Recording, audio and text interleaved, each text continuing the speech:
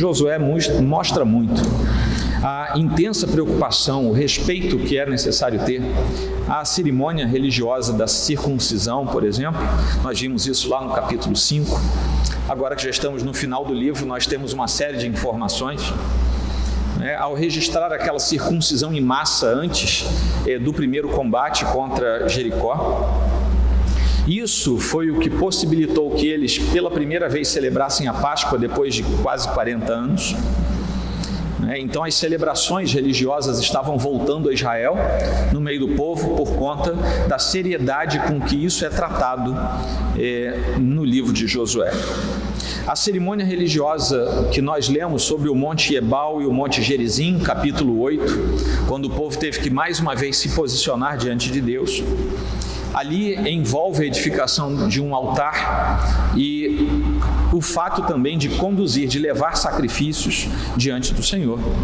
Nós temos no capítulo 18 o lançamento de sortes para a divisão da terra, que acontece em Silo ou Siló, depende aí da sua versão, onde a tenda da congregação estava armada e a partir dali, tanto Josué como Eleazar tomam parte nessa divisão, nesse ato que era um rito religioso também. O culto religioso, com tudo que ele representava no tempo de Josué, tinha implicações muito importantes ao longo da história do povo hebreu, e aqui no livro de Josué isso tem uma narrativa de extrema importância, porque quando nós fazemos a primeira leitura do livro de Josué, pensamos que ele é apenas uma história de invasão e de tomada, de possessão daquela terra que Deus tinha prometido, mas não é. O culto ao Senhor está por detrás de toda a narrativa.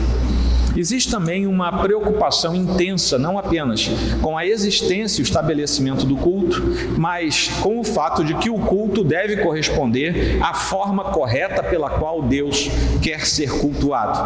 Ao longo de toda a Bíblia, Deus diz como quer ser cultuado. Nós não vamos a Deus de qualquer maneira, nós vamos a Deus pelos princípios a respeito dos quais Ele nos instrui na Escritura. E isso acontece também no livro de Josué. E eis que nos deparamos no capítulo 22 com uma controvérsia. Aquele altar era uma espécie de heresia no meio do povo de Deus, ou aquele altar cumpria um outro motivo ou uma outra razão pela qual ele se encontra nessa narrativa. Esse é o pano de fundo. Essa é a questão que está por detrás de tudo. E novamente nós temos um texto, e um texto longo no livro de Josué, falando a respeito do culto.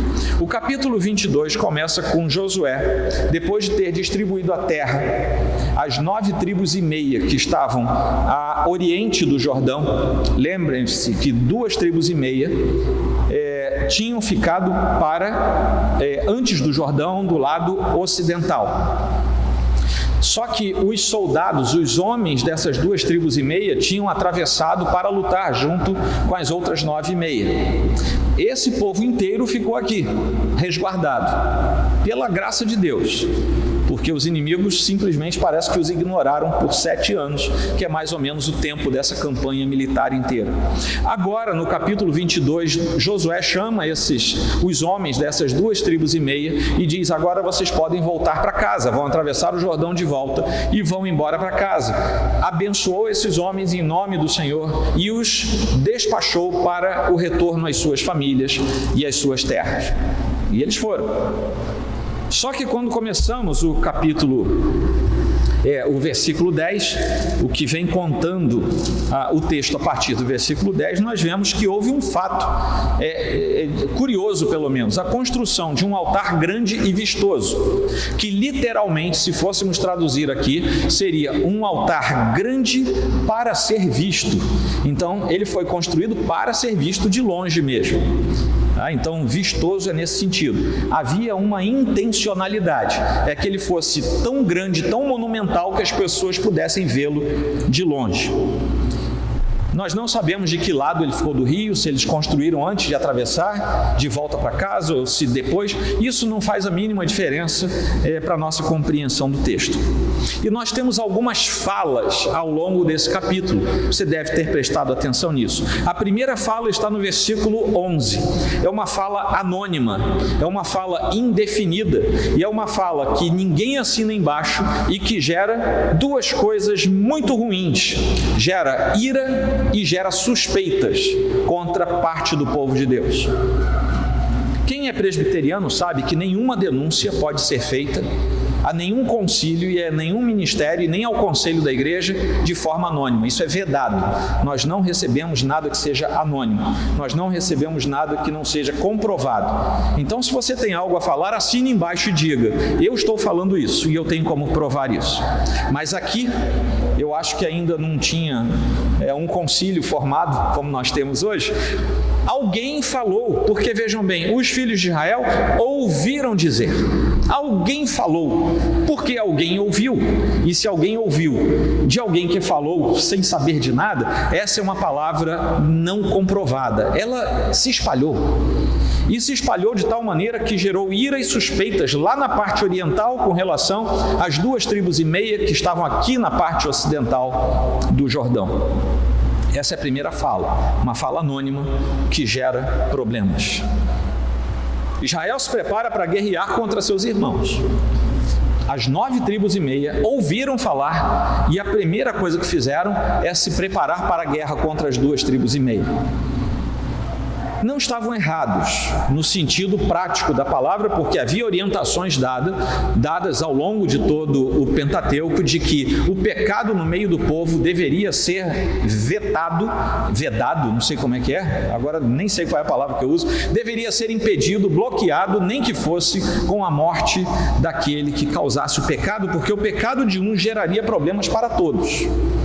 E eles se lembram disso um pouco mais abaixo do texto, quando eles falam: vocês não se lembram o que aconteceu em Peor? Quando Acã pecou e ele sozinho fez com que todo o povo tivesse problema, ele não morreu sozinho. 36 soldados morreram porque foram para uma guerra enquanto nós estávamos em pecado. A sua família morreu também por causa disso.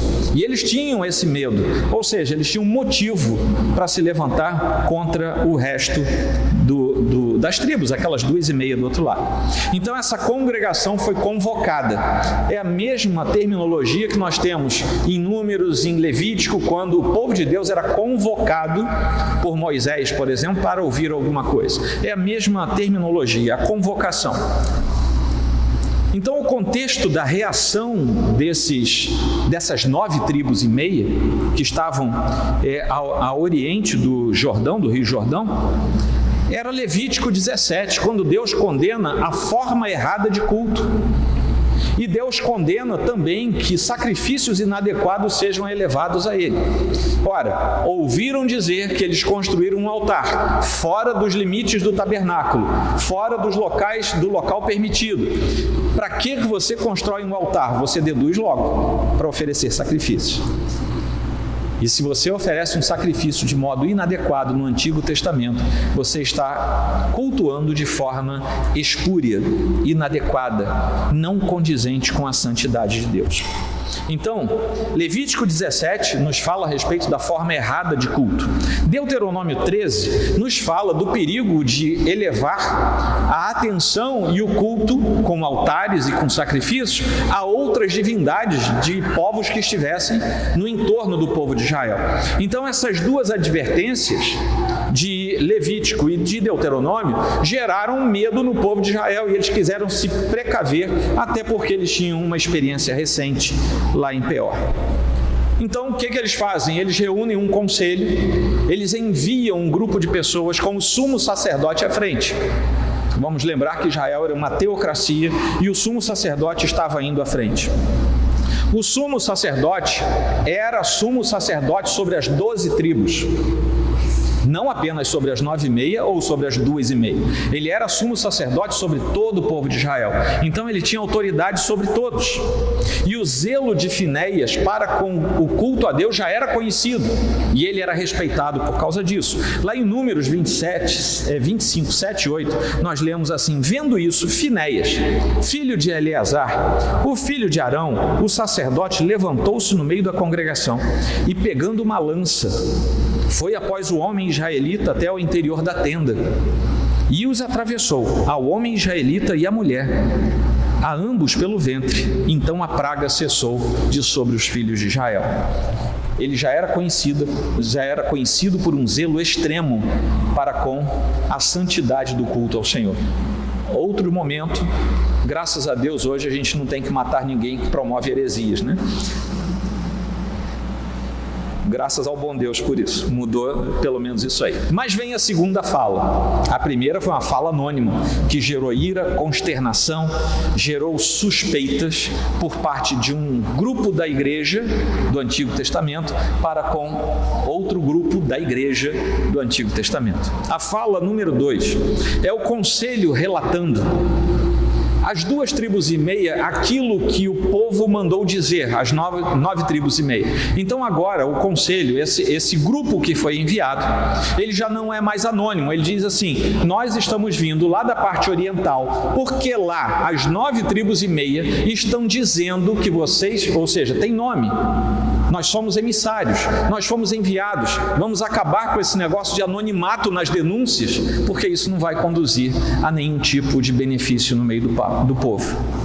Nós estamos dizendo que houve uma transgressão religiosa, pelo menos é isso que chegou lá nos nossos ouvidos, e essa transgressão pode ser porque ao construir um altar, vocês queriam dedicar sacrifícios a outras divindades desses povos cananeus, ou vocês queriam dedicar holocaustos e sacrifícios ao Deus de Israel, a Yahvé, mas isso não pode acontecer. Nos 2 casos, vocês estariam entrando em pecado e o povo inteiro vai sofrer por causa disso. E eles se lembraram do delito de Acã, e eles próprios dizem: vocês lembram daquilo que aconteceu lá em Peor? Quando Acã, ao esconder o seu pecado, fez com que tanta gente sofresse e morresse? A gente não quer que isso aconteça. Então eles dizem: nós viemos até aqui para interromper esse processo antes que ele se torne mais complicado para o povo de Israel. Porque, assim como no caso de Acã, se vocês estiverem em pecado, não são apenas essas 2 tribos e meia que sofrem, as 9 e meia do outro lado vão sofrer também. Porque é todo o povo, é um só Deus, e nós vamos sofrer junto com vocês. Existia um princípio da solidariedade nisso aí. O versículo 18 diz assim: para que hoje abandoneis o Senhor, se hoje vos rebelais contra o Senhor, amanhã se irará contra toda a congregação de Israel. É o princípio da solidariedade que estava ali, no meio do povo de Deus. O pecado que é oculto, ele macula toda a congregação. Aí vem a fala número 3, a fala número 2, ela estava ali no versículo 16. A fala número 3 vai do versículo 17 ao 20. Finéias, o sumo sacerdote, ele exorta o povo com muita firmeza, versículos 17 e 18. Ele faz um apelo ao arrependimento, versículos 19 e 20. Ele é bastante pragmático. Ele é duro na sua exortação, mas ele, logo em seguida, ele expõe por que a sua dureza na exortação, porque ele convida o povo ao arrependimento. A fala de Finéias é: não pequem contra o Senhor e nem pequem contra nós. Se vocês pecarem contra nós, antes vocês pecaram contra o Senhor. Todo pecado, antes de andar na horizontal, ele é um pecado na vertical. Todo pecado que você comete contra o seu irmão, antes você o cometeu contra Deus. O pecado, acima de tudo, é contra o Senhor. Num segundo momento, numa segunda análise, ele é contra nós mesmos. Ou contra mim, ou contra aquele contra quem eu pequei. Mas em primeira instância, todo e qualquer pecado é contra a santidade de um Deus que é justo e que é santo, e que não admite pecado no meio do seu povo. Então ele faz esse apelo. E ele diz o seguinte: se for necessário, atravessem o Jordão de volta e peguem uma parte das nossas terras. Eles dizem assim: se a terra de vocês não é abençoada, se a terra desse outro lado do Jordão não está boa, se ela está sob maldição, voltem para cá, nós vamos dar um jeito, vamos distribuir uma parte da nossa terra para vocês ficarem conosco. Esqueçam essa terra, se o problema é a terra.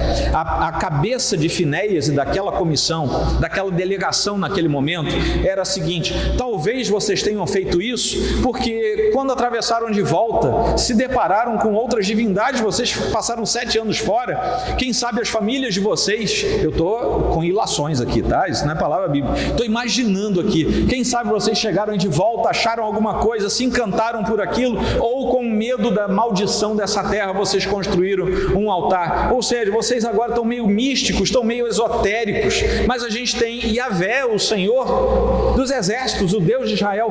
Passem para cá, nós damos uma parte da nossa terra para vocês. O perdão estava sendo oferecido e o perdão tem um custo alto. E aqui vai um primeiro ensinamento para nós hoje: não queira perdoar a baixo custo. Ouviram o que eu disse? Não queira perdoar a baixo custo. O perdão tem um custo alto. Nenhum de nós tem facilidade de perdoar.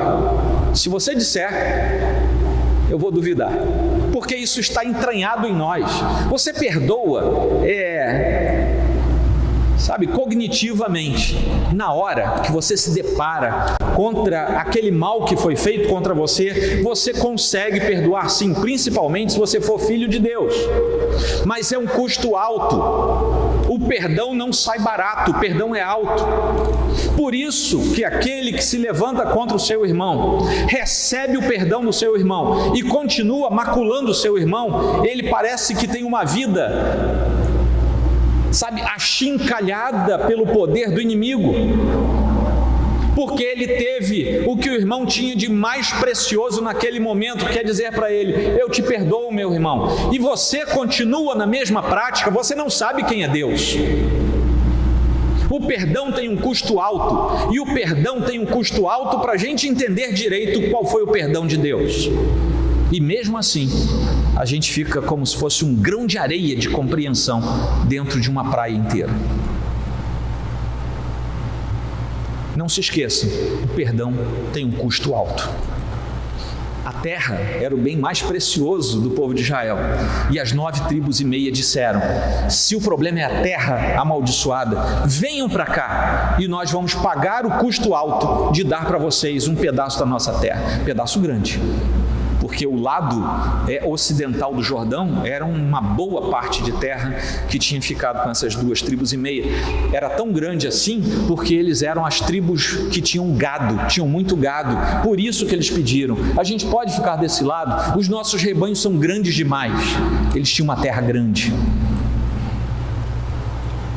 E Finéias continua advertindo que se eles pecassem, aconteceria com eles o que aconteceu com Acã, porque sem perdão o pecado cobra um preço terrível.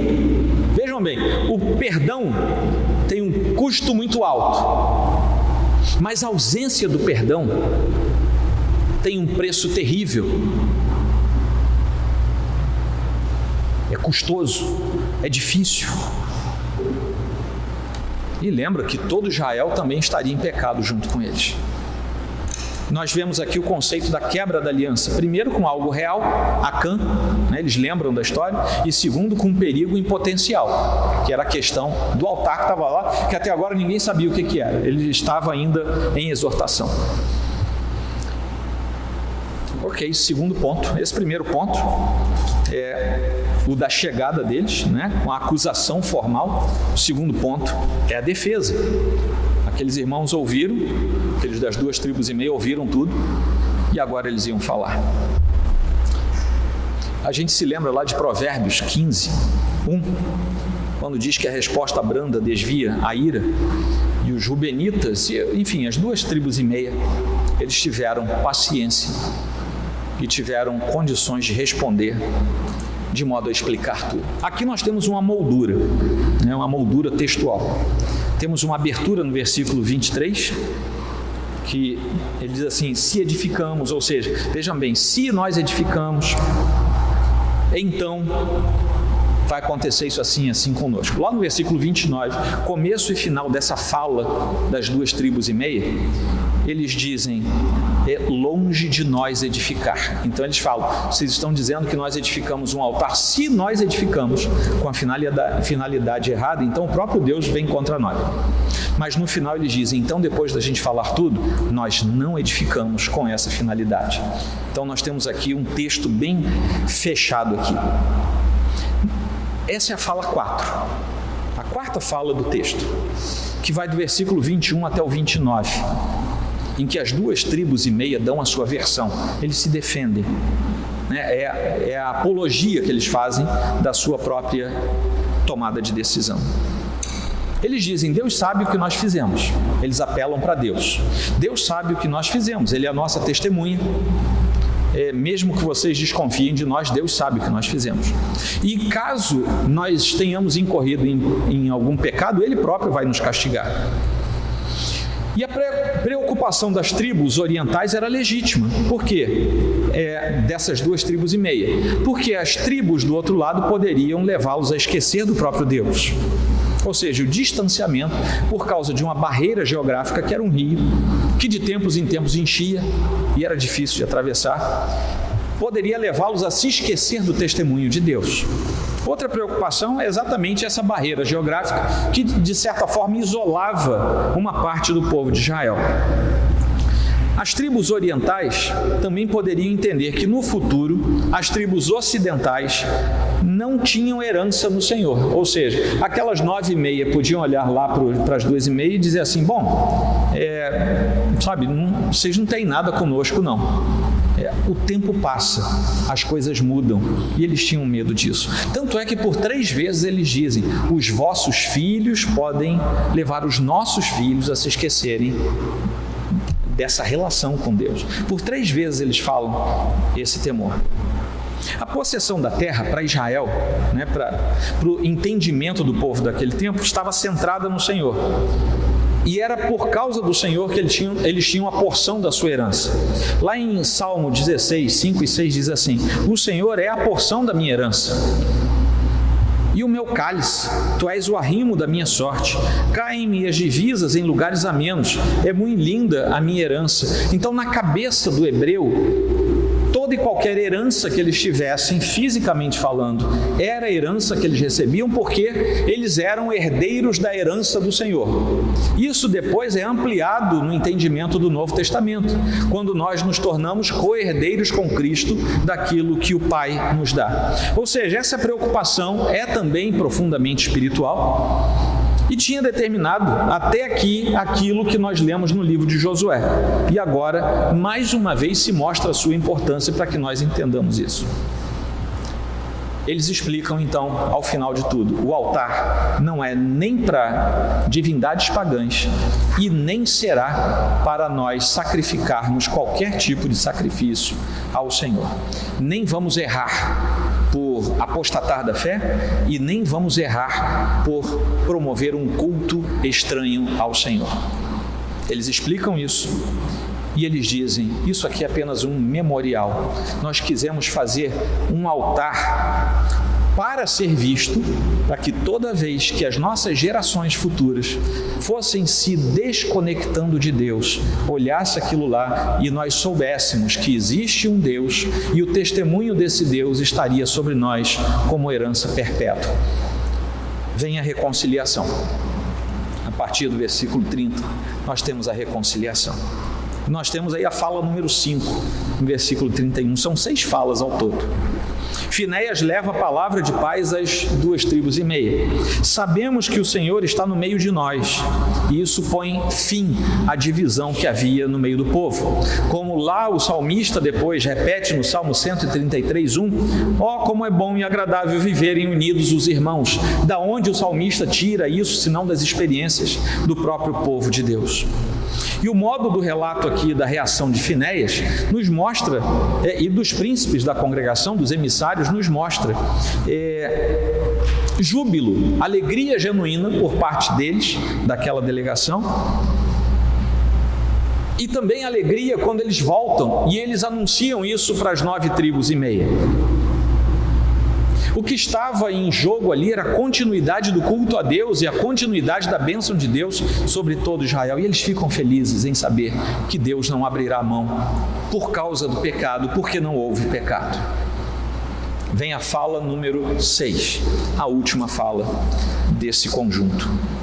Finéias diz a Israel o que realmente aconteceu. Ele volta e ele agora é o porta-voz. Ele diz: gente, essa delegação que está aqui comigo, os 10 príncipes do povo, foi comigo, nós conversamos lá com os representantes do povo do outro lado do Jordão e graças ao bom Deus não havia nenhuma confusão. Foi um mal entendido. Aquilo que nós ouvimos falar sem ninguém assinar embaixo não procede. Era uma fala esvaziada de verdade, ou pelo menos meias verdades. Eles construíram sim um altar, mas qual era o princípio da construção daquele altar? Não era para a gente ir lá tentando fazer guerra, mas tudo bem, nós nos baseamos na ordem do Senhor, nos preparamos.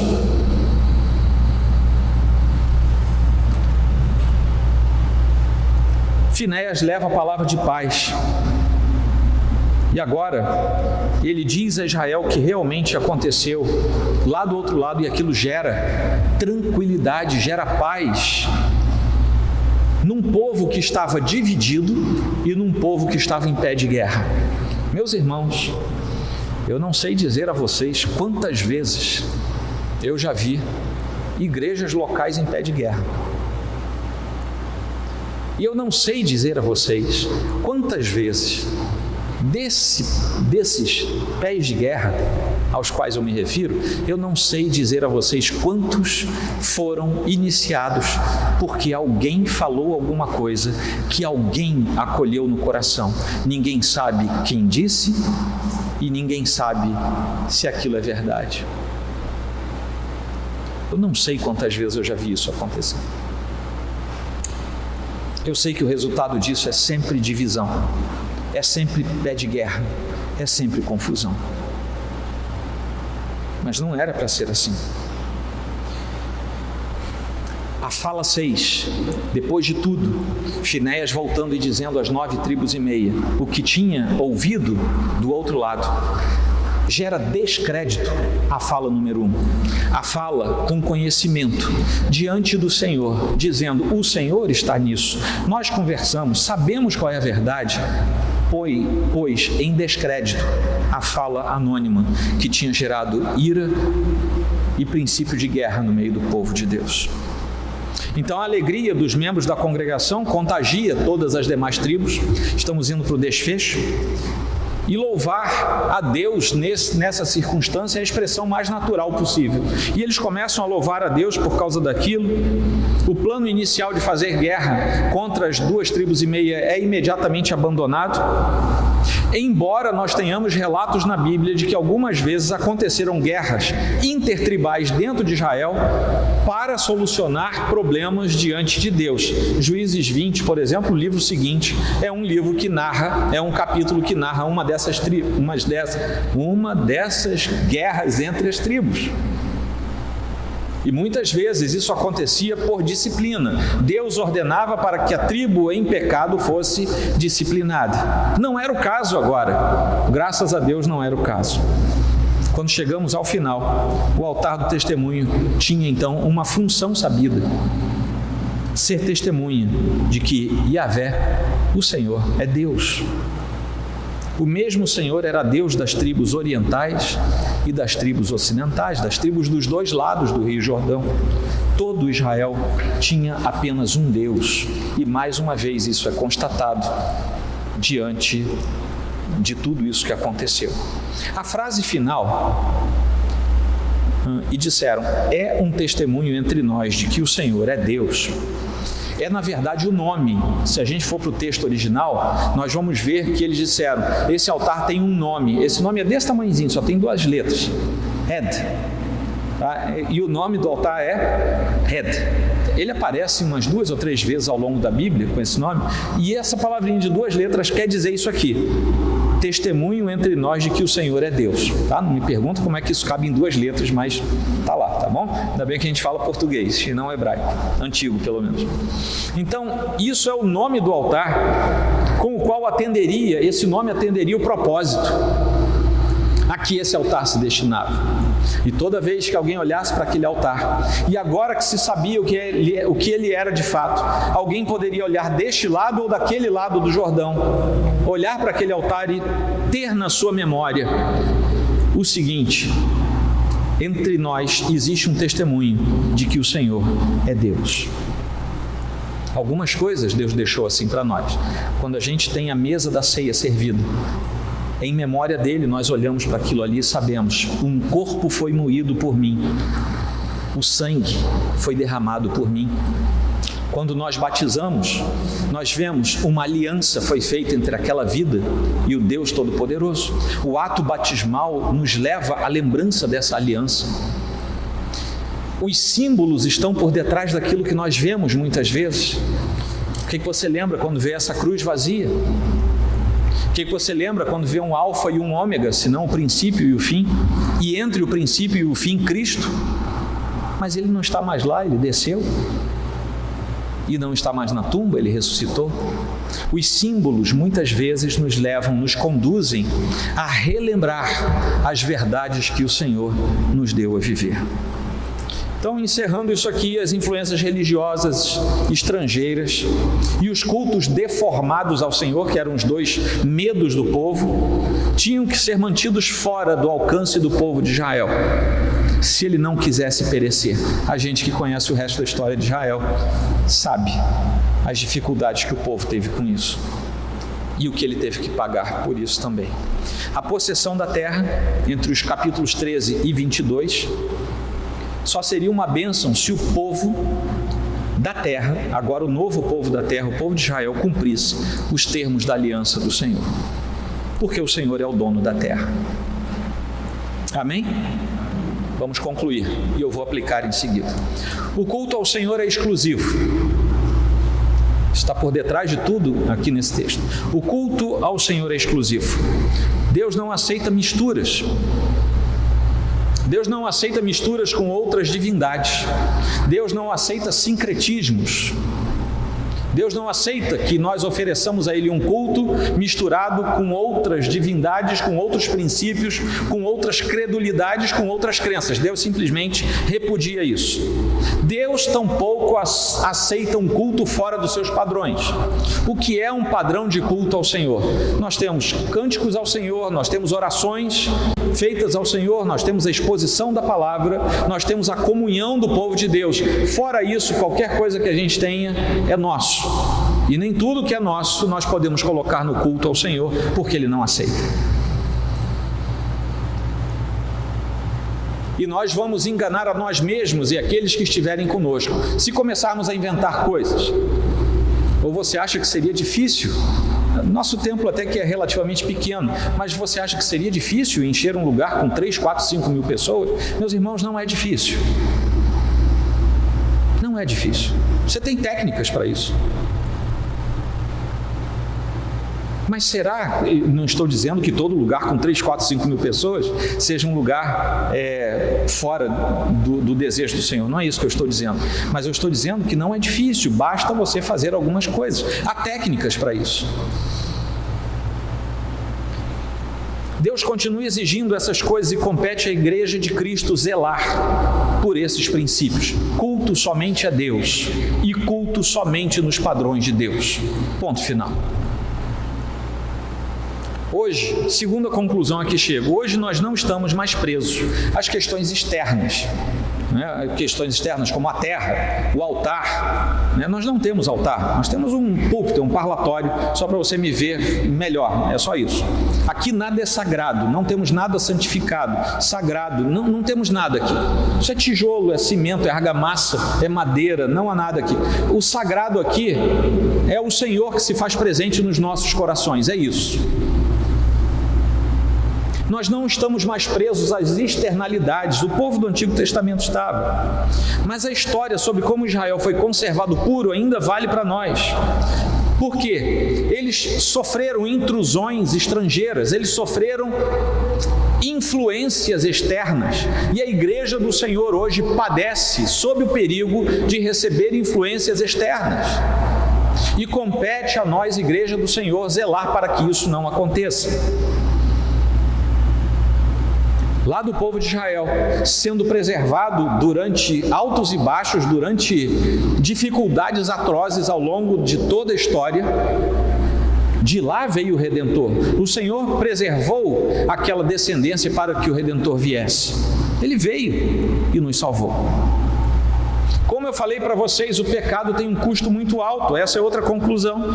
E sem perdão, o pecado conduz à morte. O perdão, por sua vez, exige o pagamento de um altíssimo preço. E ninguém consegue pagar esse preço quando nós falamos de perdão eterno. Ninguém consegue pagar. E por isso é que o Redentor, que teve a sua ascendência preservada até que ele nascesse, é por isso que o Redentor paga esse preço pelos que creem no Filho de Deus e que passam a ter a vida eterna. Ou seja, Jesus Cristo pagou o preço por ele. Isso está lá em João 3,36. Finalmente, na nossa conclusão, nós não precisamos mais de um altar de testemunho, não precisamos mais de um monte de pedra aqui, não precisamos mais. O altar dos holocaustos indicava o caminho para a salvação, dar salvação para o pecador. Era essa a função do altar, receber os sacrifícios através dos quais a ira de Deus era placada contra o pecado. Mas houve um tempo em que um sacrifício último, final e perfeito foi feito. Esse sacrifício é o de Cristo, o Redentor. Não precisamos mais de um altar de sacrifício, porque o altar é Ele próprio. Cristo é o altar, Ele é o sacrifício, Ele é o oficiante, Ele é o sacerdote, Ele é tudo. Ele é a perfeição daquilo que chegou diante do Pai como algo agradável em favor dos salvos. Em favor daquele que crê, para que não venha a ser condenado.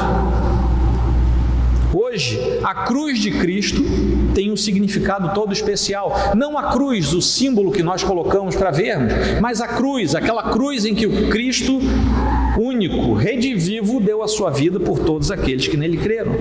Ele é o caminho para a salvação. Não é mais um altar de pedra o caminho para a salvação. Ele próprio é o sacrifício perfeito, é o Cordeiro de Deus, aquele que foi imolado de uma vez por todas, aquele que se fez oferta para expiar a culpa dos seus eleitos. Ele é o Cordeiro de Deus que tira o pecado do mundo. Está lá em João 1, 29. Vamos aplicar para a prática da nossa vida.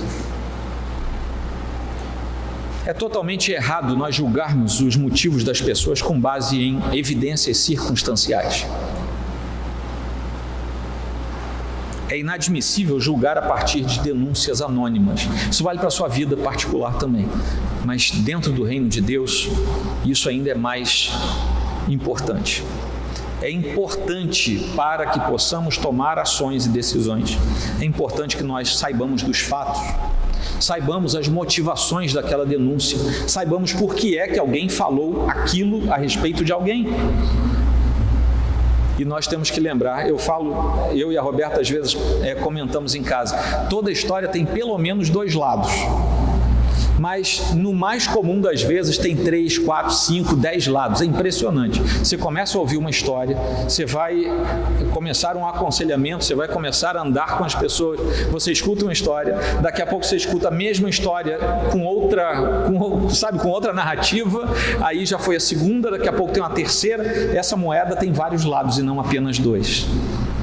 Eu não sei nem como se chamaria isso, né? Talvez os geômetras aí, um poliedro, eu não sei como é que é o nome daquilo ali, né? Eu sei que tem muitas facetas e cada uma delas pode conter partes de verdade e partes de inverdade. E nós precisamos saber os fatos a fim de ajudar as pessoas. O que é que aconteceu de verdade? Mas é errado julgar as pessoas simplesmente porque eu cismei com isso, simplesmente porque eu ouvi aquilo e acho que aquilo é procedente. Segunda aplicação, a discussão franca Discussão não é para briga, não. Discussão é discutir o assunto. Franca, muitas vezes, limpa o ar, sabe? Aquele ar pesado, muitas vezes limpa o ar e conduz à reconciliação. O problema é que tal confronto deve acontecer sob a direção do Senhor e num espírito de brandura. Gálatas 6:1 diz assim: irmãos, se alguém for surpreendido em alguma falta, vós que sois espirituais, corrigi-o com espírito de brandura e guarda-te para que não sejas também tentado. Corrija, seja duro, exorte. Finéias fez isso, mas ofereça o caminho do perdão. A brandura conduz ao perdão, a exortação conduz ao arrependimento. Deu para entender, gente? Terceira aplicação: corrigir no Senhor com brandura não é ser mole. A gente vive tempos de melindres. Você não pode olhar para uma pessoa. Você olha para o Tiago fica, aborrecido comigo. Eu olho para o Anderson, eu olho para a Rafaela, se eu olhar e a pessoa cismar, meu Deus, vivemos tempos complicados, em que você não pode dizer assim, meu irmão, você já pensou nisso assim? A pessoa entra em histeria emocional, você não pode falar nada. Meus irmãos, eu sinto muito, eu ainda sou um pastor que fala, sabe? E se você ficar chateado, eu sinto muito por você. Você não soube trabalhar nem com o perdão e nem com o arrependimento. Sinto muito. Mas eu vou continuar exortando deste púlpito e em particular. Eu tenho um conselho nessa igreja de 4 presbíteros. Uma das funções do conselho também é me exortar. Vocês sabiam disso? Povo presbiteriano, o conselho da igreja, os presbíteros, têm como papel exortar o seu pastor. Tá? Os presbíteros estão tudo rindo agora, né? Doidos para me exortar. Eles têm essa função, e essa função é dada por Deus, porque ninguém pode acumular poder numa igreja. Deus sabe quem nós somos, é por isso que Ele não deixa a gente acumular poder. E ninguém pode ter a palavra final sozinho, ninguém pode dar um tapa no púlpito e dizer agora é assim. Isso não acontece. Nós somos feitos para sermos exortados, porque nenhum de nós é perfeito. A gente vai ser, pela graça de Deus, lá no céu. Até lá, a cerviz é dura e o cajado também dói, mas ele é para o nosso bem. Eu fui criado, quando era jovem, eu escutei algumas vezes um exemplo de um pastor que dizia assim: o pastor cuida da ovelha. Uma das formas que o pastor tem para preservar a vida da ovelha é quebrar a pata da ovelha. E ele explicava, tem ovelha, né, o criador mesmo, lá o pastor físico, né, o pastor de ovelhas no campo, tem sempre uma ovelha que pula a cerca, vai embora, foge. E o que o pastor tem por papel principal? Cuidar das ovelhas e evitar que o predador pegue aquela ovelha. Mas a ovelha que sai dos cuidados dele, mais tempo, menos tempo, o lobo vai pegar, o predador vai pegar. Então ele sempre dizia, os pastores físicos lá no campo, o pessoal lá do Oriente Médio, enfim, quem cuida, eu não sei, eu não conheço esse ofício a fundo, mas tem uma prática que é a seguinte: a ovelha pula uma vez, pula duas, ela não se corrige, ele vai lá e quebra na mão, quebra a patinha da ovelha, plec. Aí a ovelha, obviamente, deve berrar um bocado, ele vai lá e entala, enfaixa, cuida. Aquela ovelha nunca mais vai pular cerca. E o pastor quebrou aquela patinha, mas ela não foi devorada pelo predador lá do lado de fora.